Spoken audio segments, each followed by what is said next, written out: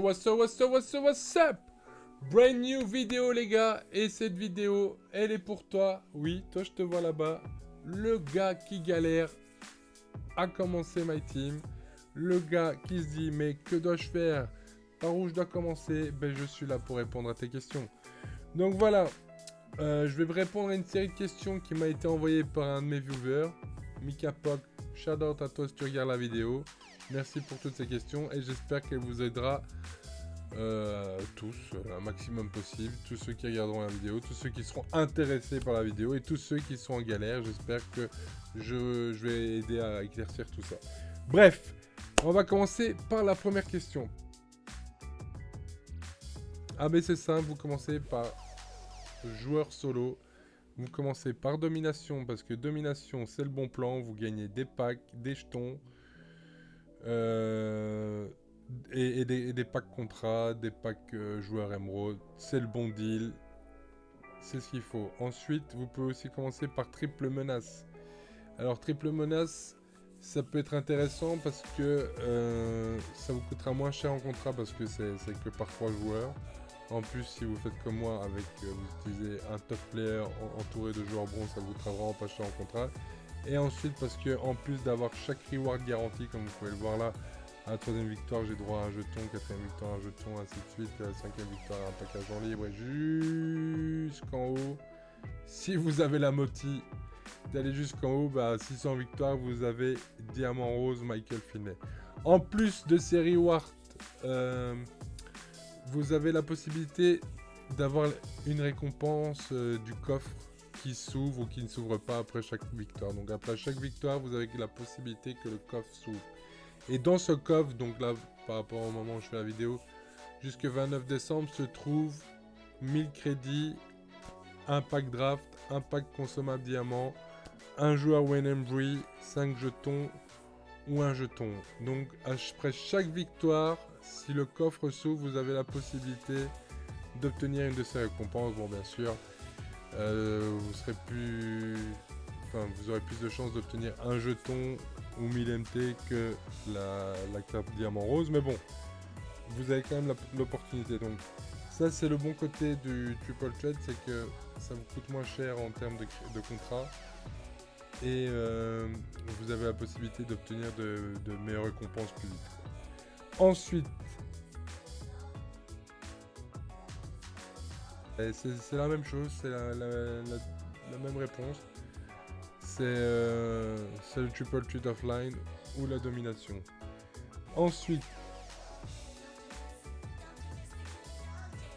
alors clairement, aucune, je dis bien aucune collection ne vaut le coup, tout simplement. Pourquoi? Parce que après une semaine ou 2 semaines, la carte elle est obsolète. Donc ne faites pas de collection, vous allez regretter, mis à part vraiment si c'est un joueur glitch de fou, genre un Ben Simmons meneur de jeu ou un LeBron James. Mais sinon, clairement, ça ne vaut en aucun cas le coup de faire les collections. Ensuite,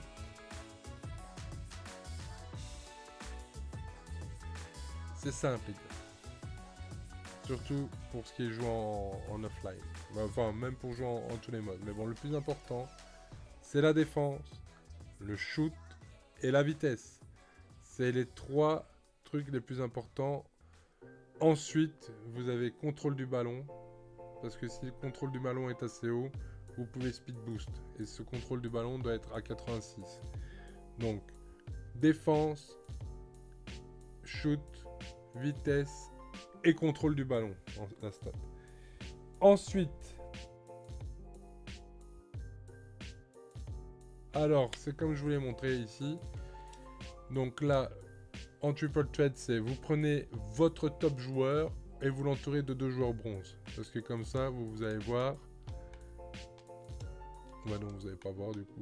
Parce que j'ai un joueur bronze sans contrat. Enfin bref, un joueur bronze, renouveler son contrat coûte 40 MT. Un joueur rubis coûte 240 MT. Un joueur diamant 500 MT. Diamant rose 600 MT. Enfin, vous voyez le truc. Donc plus la carte a une qualité plus basse, moins elle coûtera en contrat. Donc ça c'est le meilleur truc. Et pour ce qui est de domination, Voilà, j'ai fait une petite équipe, elle est ouf. J'ai fait une petite équipe un peu vite fait. Bah, vous voyez, vous essayez de mettre le moins possible de grosses cartes. Donc, c'est-à-dire là, ici, j'ai mis que des rubis, j'ai pas mis d'améthyste. Et ça fait largement le job en domination. Donc, voilà.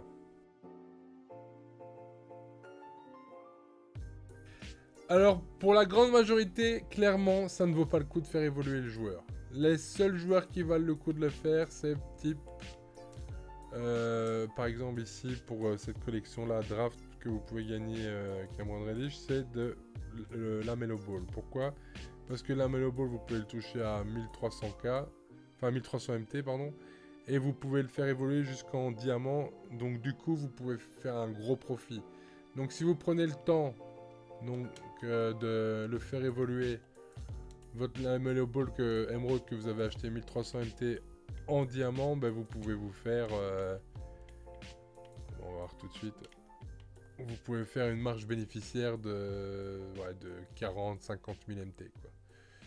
Ouais, voilà, le moins cher est 55 000, vous le payez 1300. Donc si vous prenez le temps à le monter, vous pouvez vous faire 50 000 à chaque Lamelo Ball. Donc voilà. Et s'il y a d'autres cartes qui valent le coup, ne vous inquiétez pas, vous me suivez sur Twitter, je serai là pour vous dire lesquelles valent le coup.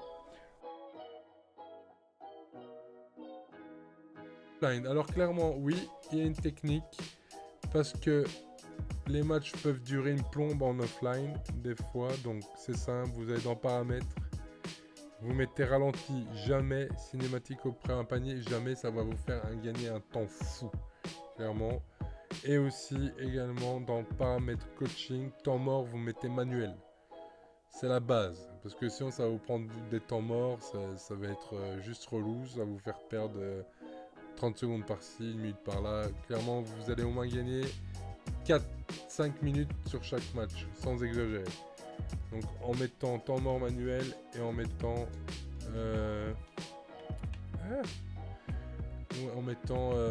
ralenti jamais et cinématique après panier jamais, vous ne regretterez pas.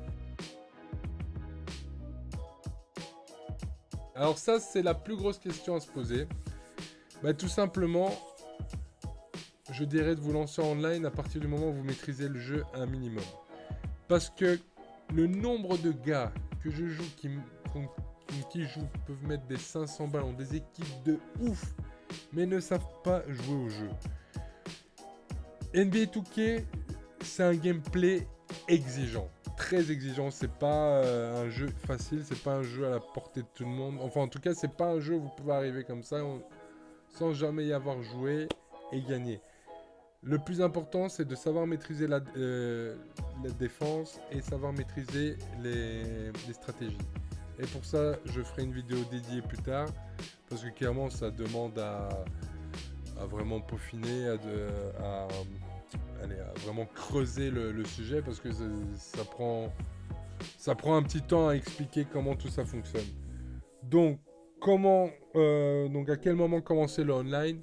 Bah, quand vous êtes prêt et quand vous vous sentez chaud, parce que ce qui peut vous rébuter plus d'un joueur, bah, c'est ce genre de gars là que je vous parle, là, qui mettent même de l'argent, hein, mettent des 100, 200, 300 balles, ont des diamants roses de partout, et se font éclater parce que les gars ne savent pas gérer le jeu, tellement que ils ont été trop pressés à aller en ligne, et puis ils se sont cassés le cul, et du coup après ils sont dégoûtés de jouer. Donc clairement, patience, et faites-vous vraiment de l'expérience en hors ligne. C'est la meilleure des choses à faire. Donc voilà, c'est tout pour cette FAQ hashtag bien commencé NBA 2K My Team. Donc si vous avez d'autres questions, n'hésitez pas à me les poser en commentaire, je me ferai un plaisir d'y répondre. Et de toute façon, d'autres tutos arriveront très bientôt, comme comment utiliser un playbook, comment bien défendre. Ça, c'est sûr et certain les 2 vidéos que je vais sortir très bientôt. Donc voilà, pour moi, c'est tout dans cette vidéo. Si tu as aimé, n'oublie pas de dropper un petit like. Si tu n'es pas abonné, n'oublie pas de t'abonner, c'est gratos. Et je te dis à très bientôt. Ciao!